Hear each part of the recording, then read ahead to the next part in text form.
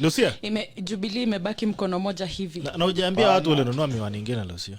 Yeah, you need to tell them that I was So Gerald, since I stepped into this door at 7:20, ndio umenotice sahi mimi nimenotice sasa hujaambia. Feelings Gerald, nimekachima feelings. Lucia usiingilie Gerald. Men take time to internalize the process and process things. I had to compare and contrast. Ladies msikubali excuse mimi nimekataa. Nimenunua windshield mpya. Msianze maandamano hapa tafadhali. Ndio niwaone vizuri. I can now look into your souls. Ama ilitoka UK kwa baini. Inaweza kuwa hizi si loco. They are not loco. It's not loco. Haya, tuambie maneno ya ICC. Now that I have better vision, I can see what the ICC saw. Come on, man. In my honest opinion, I think history could bring back the ICC cases was a measure of state intimidation and bullying. But then the ICC saw right through it, and they just refused to be used as a pawn in a game that has nothing to do with them at all. They say Ruto's case is still open, but I don't remember them saying Uhuru's case was closed either. So they are all still open. So ukitaka kurudisha yote. Yeah, and he's treading on very dangerous ground, because trust you me, we are fed up with Uhuru, and we are really, really fed up. And you know, a lot of crimes against humanity have happened under his regime. And according to our constitution, he should take responsibility for that. So if he's going down this road, just because he wants to prove a point, then I think I'll be happy to lead Kenyans to prove a point to one Uhuru Muigai Kenyatta and just show him that sisi ndio wale tumefika. We are the Kenyans, na sisi ndio tumefika, na ni sisi tuko na nguvu. Because Gerald, all the people who have died of COVID, that's murder. It is not. It wasn't a necessary death. Everyone who has died out of famine or flooding, that's murder. We pay taxes, and these things are budgeted for annually. So the fact that people are dying under his regime out of causes that could have been avoided, he's murdering Kenyans. He's a murderer. He's just murdering us. And he's looking at us dying, folding his hands, and doing nothing about it. He doesn't give two shits. So if you are going to the ICC, Mr. Uhuru Muigai Kenyatta, let's go. You have a lot of things to answer for. Hey, Juma. Kimeumana. Magro. I am one believer in the rule of law. And the issue of ICC is a very sad situation, which we did air our views regarding, and we are still actually very concerned about the handling of the entire process, because ICC was born out of the 2007 election. And the 2007 election, what Kenyans went through, and may their soul rest in peace. And Bitok, you know, sometimes we also need to think and even reason for posterity. Because I used to share a panel like this with one Dr. Uko, and if I can only imagine that now he's not there to defend himself and to state his voice. Then Dr. Uko Nairobi University. Yes, we should be reminded that every moment we have, actually it is that moment. And that is why in our generation, in our time, we need to do what it takes to make this place a better place. So that, as they've always promised, but they are liars, as you say, that never again shall Kenyan die because of election. And never again shall we lose properties because of an election. They've come out in the public and actually shook hands and prayed. Never again. And just recently, don't take it very far, in Muranga we lost innocent lives. And at this pace and under this rate, we are still going to lose so many lives based on the nature of politics that we're having, because treachery begets treachery. Tyranny begets tyranny. And then when hate is being spewed all over, instead of issues, I wonder why people have individualized the national issues or our nationality, our nation. I wonder what perception somebody have that make him think that he can just own us. I wonder how selfish somebody is, that he thinks that the entire tax collection should just belong to his pocket. And then I think it brings out some qualities that actually to us on the other side, we will categorize as being very evil, being very satanic. I don't mean the building. And are virtues which actually cannot inspire the next generation, and they are bad leadership quality. And this is what birthed ICC in 2007. It was bad politics. They preached hate. Those videos are still online, and they used youths who actually burned and destroyed themselves. They paid using the same money, and people are actually on record.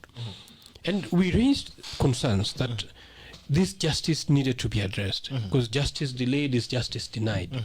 And to date, there have been no effective response on the perpetrators and the evils that were done on this innocent land called Kenya by certain individuals whose interests now we have seen.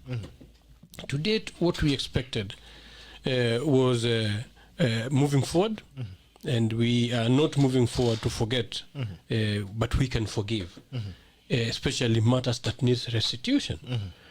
And when they are raising up this matter of ICC, and they are raising it on the basis of the case is not closed, I would be a proponent of justice who will push, because we do not want hope deferred. In Proverbs 13:12 says, hope deferred makes the heart sick. And we are not going to defer Kenyans' hope again. Kenyans require true justice. So if somebody feel and knows and have evidence, because it was the file was closed in quotes, because there were lack of witnesses, isn't it? There were all those manner of allegations. If that is able to, they're able to sort that out and bring that to the table for the people of this land, then Bitok, that one will not go against that. And if every individual that are concerned, because the spirit of the law is that you are innocent until proven guilty. If everyone can prove beyond reasonable doubt that there were evils or crimes that were committed, then that one I would allow the perpetrator to carry what? Their cross. But when we come back to Kenya and political leadership, using such straws or such issues as political agenda of intimidation and manipulation, these actually are very dangerous grounds, because again somebody will is trying to press on to the individuals, the victims who actually suffered injustice and it was never resolved. They're very easy psychologically to manipulate, and they'll jump and take pangas. And that's the ground that they are preparing. And as leaders, we cannot sit back and watch bloodshed. A platform for bloodshed being developed and being established in the name of political scores. I think that is very inhuman, that is very unjust, and that is unlike Kenya. And the Kenyans should be actually very keen and put such leaders where they belong, because those leaders does not belong in current leadership aspirations that we are looking for Kenyan citizens. Hi. Muchendu. We're seeing already MCAs have said consult us or we reject BBI. The president has been very categorical that study a conversation here BBI to likafunga. What happens? I think then the document is doomed. If they, I'm asking myself, what is the cost of building consensus now vis-a-vis the cost of doing a contested referendum? It is my humble submission that there are people within government that have been yearning, and they will make sure that this is a contested referendum for two reasons. One, it is a lot of politicians hanging around the president and Raila Odinga. They want to gain steam in their 2022 election campaign, and they believe a contested referendum during that period will give them the momentum that they want, so as to take them home. I mean, take the win home in 2022. They want a scenario of 2005. Remember 2005, the referendum contest ended up giving momentum to opposition in the 2007 election. So therefore, there are people who, for that particular reason, they want a contested referendum so that they can be able to get the political momentum that will drive them to 2022. The other reason, there are technocrats and politicians within government that have budgeted how to eat government money. And without a contested referendum, there's no money to it. There is no money to it. There is no money to campaign. There is no money to popularize the document. Therefore, it is in their interest that we have a contested referendum so that, one, some can make inroads politically and others can consume government money. And therefore, they will try everything possible to ensure that there is no consensus. And however, I think for me, people in business, people who are low-income earners, it is in their interest. It is the interest of those people that we should have a consensus. Because I'll tell you, if we start popularizing BBI now, the politics of this nation will be intertwined together with the 2022 politics. Business is going to go down. We have a country that is in serious debt troubles. Uhuru is driving this country the Greece way. And I was reading something this morning. I was showing LUCIA here. Somebody saying that if you think your life is miserable, don't be. Just know that there is a country somewhere that is willing to fund a referendum but cannot raise money for COVID-19 patients and pay their bill. And that is the country we have. Why are you insisting on a contested referendum if we can build a consensus? That money that you would want the government to budget, because I have seen Kebicho engaging the provincial administration in trying to sink BBI into people's throats. Why can't we build a consensus on the document? Then, after we build consensus, pass that document uncontested. Please, let's concentrate our funds on this issue of COVID-19 and how we can alleviate. But you know, I'm looking at that BBI Bitok, and I'm looking at a lot of mischief. I'm looking at a lot of sweeteners that actually do not require BBI. JUMA will agree with me. If today a Kenyan requires a tax holiday, it does not even require the president. It requires a gazettement from the Commissioner General of the Kenya Revenue Authority to give you a tax holiday. You don't need BBI to do that. Do you need BBI to give the National Higher Education Fund, people who own the money, time to pay? Yeah, just a gazette notice from the Minister of Education is enough to do that. In the afternoon. In the afternoon. So for me, I think what we need to do with this BBI, as the MCAs have said, can we unpack this BBI, put the administrative issues in BBI on this side, put the legislative issues of BBI in this side, like the issues of the business. I saw the business people do a presentation in Bomas, the business community in Nairobi. Those issues do not require BBI. They require Jubilee that was elected with supermajority, and the goodwill of the leader of official opposition, Raila Odinga, and the president to rally the soldiers in parliament. Pass these things. Then we are left with what we call the constitutional issues. And that is where we now can have a conversation. Do these constitutional amendments really concern Wajiko? If they don't, can we come up with issues that concern Wajiko? For instance, I'm looking at that BBI, I cannot see. I am from Mount Kenya. 60%, 66% of income in this country is agriculture. Have I seen the what we call the minimum guaranteed returns on that BBI? We haven't. All I see is the president to appoint a prime minister and all those nonsense. So therefore, when we unpack this BBI, and that is why we are being rushed. I know you people have seen a timetable that has been given by James Orengo. Why do we have a timetable that is, number one, the other issue that they don't want dialogue. It is because dialogue is going to push BBI into constitutional issues because there is a legal requirement on the time frame for BBI to happen. You know, we have an election coming 2022. Therefore, if we do not pass a referendum, you know the constitution is very clear that tukifika pahali pengine we may not have that referendum.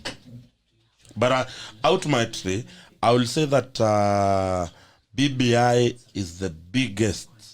It is the biggest con game this country has ever seen. It is the biggest, and I repeat, it is the biggest con game this country has experienced.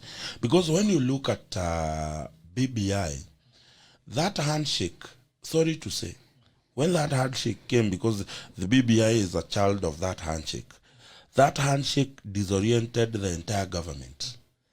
We had a government that has a very good roadmap of delivering issues. It deviated from that. And we have an opposition that no longer knows its responsibility. The entire handshake, you may look at it from the point of it brought stability in the country where LUCIA and I can do business, but it also brought a stability where opposition and government can steal without shouting at each other. Because as I keep on saying, we are experiencing the table manners movement in government today. They are eating right, left, and center. I mean, it is absurd. It is unheard of. It is crazy that the president is standing in front of State House and telling us about COVID-19 and the kind of money we need to contain COVID-19. And then the same guy a few days ago was in Great Rift Valley Ranch telling us about a referendum. Are you even sure of what you want, Mr. President? Are you even sure the way you want this country to take? Are you sure of the direction you want? Because you cannot have your cake and eat it.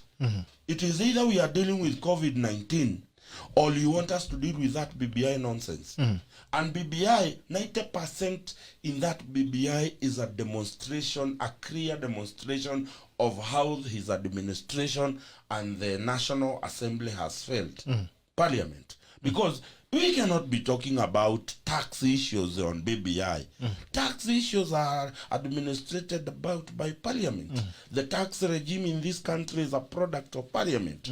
The Higher Education Loans Board is an act, product of Parliament. We just need the executive to play its part. The Parliament to play its part. Hii ingine watuletea hii constitutional issues. Tuziangalie tuone. Because I think it is crazy that we can converge 200 members of Parliament in Great Rift Valley Range to talk about BBI. But we cannot converge them to discuss the coffee bill by Moses Kuria in Parliament. It has never even been allocated time in Parliament. Things that matter. I'll give you the MCS. Are you forgetting Irungo Kangata brought the bill for the WADA fund in Parliament? It was passed in Senate and it was disoriented in the National Assembly. Is there anything magical about it being in the BBI? If it was given the same treatment in the National Assembly, why is it in BBI? We are 6 months after it was introduced in Parliament. 6 months after a bill can be introduced.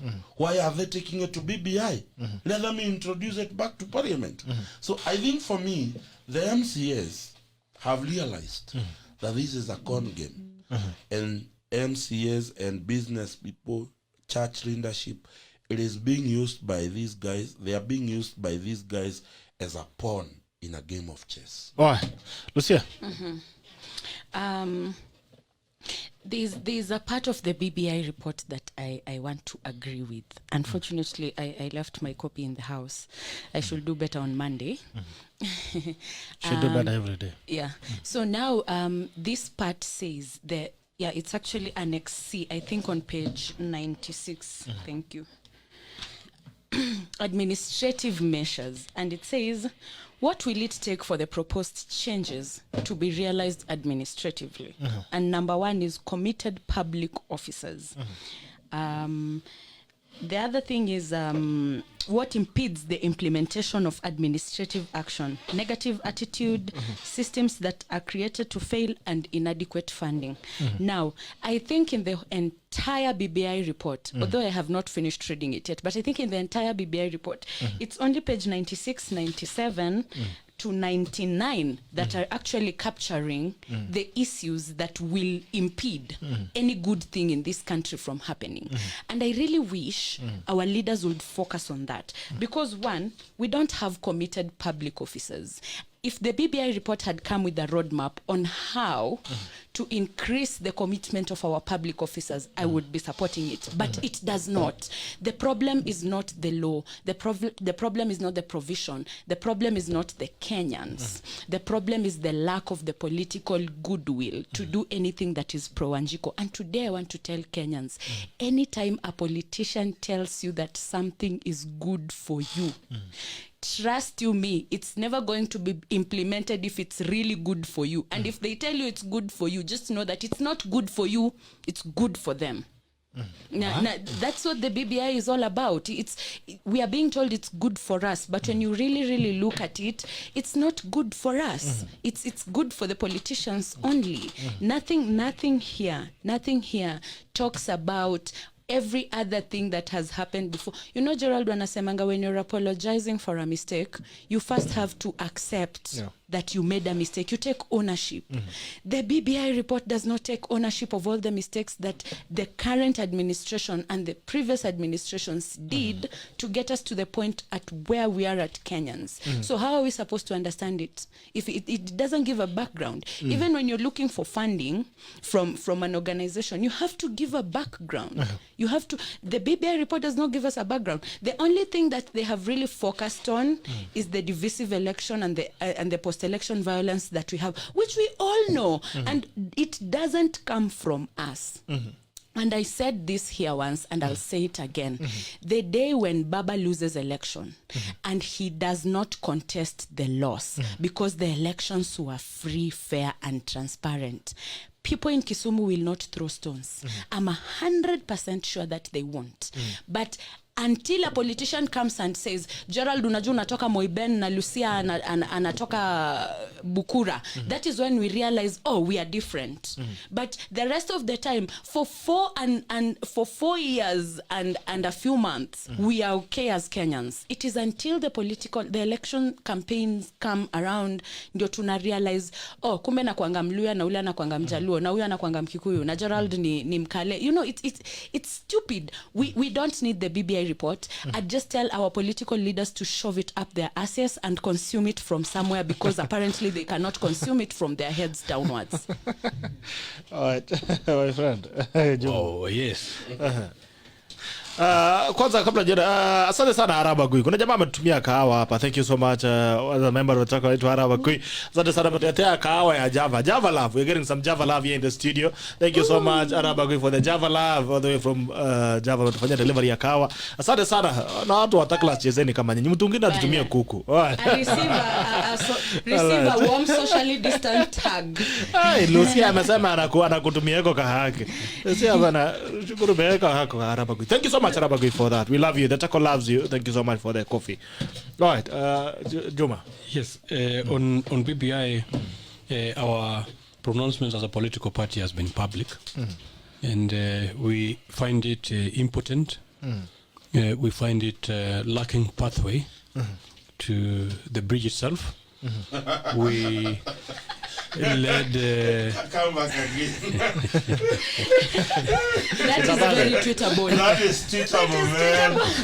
The BBI lacks a pathway to the bridge itself. Right. On the ground, if you've been following us since 2017, we led on calling for national dialogue, and by then the country was really divided. Actually, people were calling for secession. People were calling for dividing Kenyans. There was already actually even a map of divided Kenya that was going around, and then this hostility was actually expressed in the professional bodies, in the business community, and in politics. You saw even the swearing in at Uhuru Park. Actually, the state that Kenyans has gone through mandated and needed a dialogue. But now the process of the dialogue is what went south. Because when we were calling for a national dialogue, we were calling for an inclusive environment where every individual, because it was a bottom-up approach. That's what we're looking for.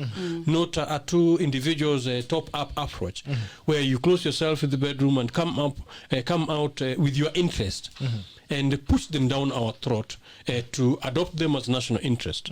And these are now actually what are causing the resistance, because the number of areas which we have shed light on. If the process was all inclusive, then these contentions that are rising could not have risen. And the issues that they are raising with IBC, and number one, as Lucia said, the number of good things that they are being mentioned, but they're being mentioned abstractly. Because when you're talking about national ethos, which we really long for, how are we going to attain proper values? We did give proposals as a political party that the proper foundation to raise up, adjust, and morally moral citizens is on education curriculum. So if you do not address the education curriculum and still make a curriculum that is just geared towards earning a living, not how to live the life, then definitely we cannot arrive there. So if that solution is lacking, and that's why we had issues with the provisions that the solutions the report the solutions that the report is giving vis-a-vis the promises that BBI promised. Because when you promise that we are going to have national ethos, we are going to raise moral society, that is the desire of every parent. But if you can't give the how, and your how is the same instruments that has led us to where we are, then yes, we have a reason to say no. When you're talking about IBC, and we are saying that we need to IBC to guarantee free and fair election, and we've historically followed these things, because you remember the IPPG model. Actually, that's what led us to 2007 post-election violence, isn't it? So it's only a fool who does the same thing the same time expecting a different result. Yeah. And Kenyans are not full of fools. We are smart, we've risen and we've woken up, and we need things to be done different ways, because we've seen ways which works. And IBC's challenges mostly were actually induced by politicians. If you look at the Maraga ruling, it was mostly the Supreme Court ruling. It was mostly the infiltration. It was never the law. It was not even the system. It was infiltration, irregularities, and we could have expected to see these guys brought to book. You've not addressed, not even sorted out the individual who caused and broke the law. The person who invaded the server, the famous server that has never been opened. and now they're in government, I don't open and it. I mean the IBC server in that context. And these challenges, if they're not sorted, and we're expecting to get solution, I think we can deceive the Kenyans. Kenyans cannot be that foolish. And on the issues of women, they've raised a number of issues that are geared towards rendering the so-called contentious two-third gender rule, which, as we talk to date, I don't see what is stopping them from implementing. And the court has even gone ahead to make pronouncements regarding the two-third gender rule, which to date even by the virtue of their own cabinet appointments, always the president and deputy president is his as well. Even if you were to leave the Nasati brigade outside, what stops them from fulfilling two-third gender rule? I don't see what is stopping them. They don't need to shake hands. They don't need to greet a BBI to help them in implementing this. But look at the BBI proposals. The BBI proposed that there are certain legislative values that will be removed from Senate. And according to the formula, is a Senate where now the two-third gender balance actually is focused on. Because on the National Assembly, the election will occur as usual.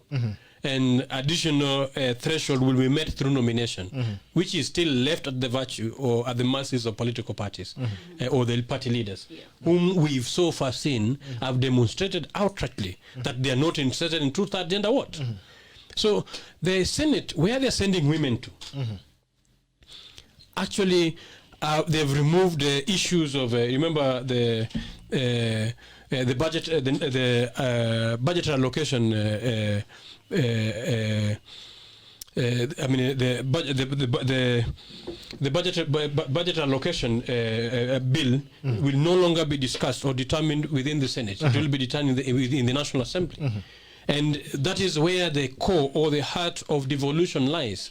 So the moment you're taking it away from the center where you're sending the women to, you can not trap them in an office or an institution which actually is not looking at their interest. You are telling, to me, I'll equate it as they're being sent to a devalued house. And sending women to a devalued house is not a process that can reward women if you are trying to include and bring women on the table. And we, through the process of taking away the Senate's role in determining the revenue allocation bill, again, if BBI was to be pro, because remember they promised us they will be supporting and making better devolution. If you look at the provision, when they are taking that proposal away from the Senate, and the Senate actually is established on the premise or the foundation of devolution. The moment you take them away, we take away that role from them and take it to the executive. Are you diminishing devolution or are you strengthening devolution? And this same executive, if you go to the proposals that they are giving, because one major challenge into 20 and I hope, LUCIA, you were there then in 1992. 1997. 1997, LUCIA was 6 years old. Gerald unachoma. And let's come to 202. The elephant in the house was an imperial presidency. And that has been one of the major challenge of the overbearing executive. And the 2010 constitution sought out independence actually and lay down some power in certain institutions, which, as we're talking right now, we expect to strengthen and make independent. And instead of making a judiciary, because the three arms of government should constitutionally operate independently for us to get a proper balance, especially for actually Mwananchi's interest to be safe. There should be proper check and balance. So if the president executive is allowed to nominate or appoint a prime minister from National Assembly, who will be answerable to the through the president? To the president. The president will be having direct control of parliament through the prime minister. The same president, who is an appointee of the president, who is also is now constitutionally through BBI is allowed to establish an ombudsman office and appoint an ombudsman to sit within JSC, which is again the other third arm of the government in judiciary. And JSC actually is the boss of the judiciary, right? If you take the government, the executive's man to sit in the same commission, and it's control his agenda, as we've seen, because the presidency has been overbearing and is imperial, high-handed, as actually are the things that are actually has led to dictatorial regime that we fought against. So if we are bringing back that same scenario we went through, then again, BBI is going against its promises. What it promised it was to sort is not what he's sorting. When you look at the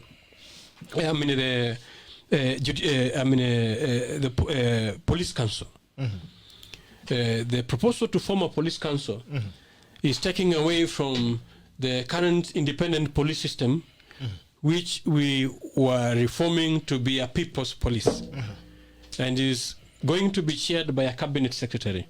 Who is the appointee? Who appoints the cabinet secretary? Is the president. The cabinet secretary is answerable to who? The president. So the police will be again back to being used the way they were.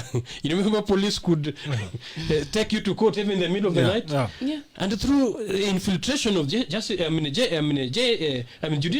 we will have courts running in the night, and I think that is not working for the good of the Kenyan citizen. You know, that reminds me of what happened to Edgar Obare the other day. He had a case against Natalie Tewa, and he was presenting himself at Kiambu Law Courts. So guys come in uniform and they just take him before he can even talk to his lawyer, before they even get into court, and they're in police uniform. When Extendela followed it up to try and find out where Edgar Obare was taken to, the police claimed they were not the ones who took him. They have no idea who the people who took him were. Now, this is my question. The police just allow anyone to put on their uniform without giving two shits who's putting on their uniform and acting in their name, because at the end of the day, it's the police force that gets a bad name. And the BBI does not address this. Imefanya tu what we have been doing in this country from Kitambo, just rebrand it. We rebrand. We keep rebranding and rebranding and never monitoring and evaluating, never changing the structures, never improving them, never even amending some bills to fit our new constitution. But we are very, very good at rebranding. And you see, the BBI, if I actually thought, because there was a point when people really tried to convince us that the BBI report was the solution, and I actually thought, and I said, maybe the president has sat down and seen that the Big Four agenda is not going according to his plan, so he needs to give the Big Four agenda a boost. I expected to see in the BBI report how the 1 million jobs are going to be created, how every household in the country is going to get electricity, how we are going to have a digital economy, how we are going to revive our economy and grow it by double digits. I expected BBI to provide a roadmap for what the Big Four agenda has failed to accomplish so far. But then I see none of that. The BBI is going this way, the Big Four agenda was going this way. So they're just diverging. They are never going to They are meet moving away from the ever. center. Yeah.